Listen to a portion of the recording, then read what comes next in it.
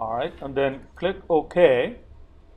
Now that's going to bring in the data in, okay?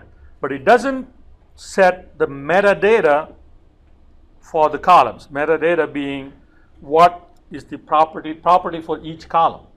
Is it a interval variable, or is it a nominal variable, is it the target variable, or is it the input binary variable, what? So that information is not yet set. So what we can do for that is to click variables right here. Okay.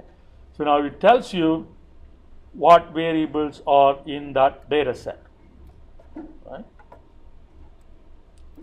So now we have to figure out, okay, the role and the level. So role will be, is it going to be an input column? So which means it is a variable that we'll be using. Okay, so click that and see what are the possible values. So here, the ones that are important for us, okay, or whether is it going to be an input variable, all right, or are you going to reject it? Reject means that you're not interested in that column. You're not going to be using that column for anything. So you just say reject it. Or you can say target. So target means that's the variable that we want to predict. Okay? And there is one more, which is the ID. If it is just a row ID, then we can select row ID as the row. So here we want total value that should be what?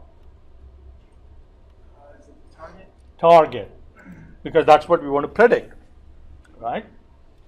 And the rest of them should be input. And here there is, when you look at the tax variable, right? Now tax is something that you calculate from the total variable, total value. Okay.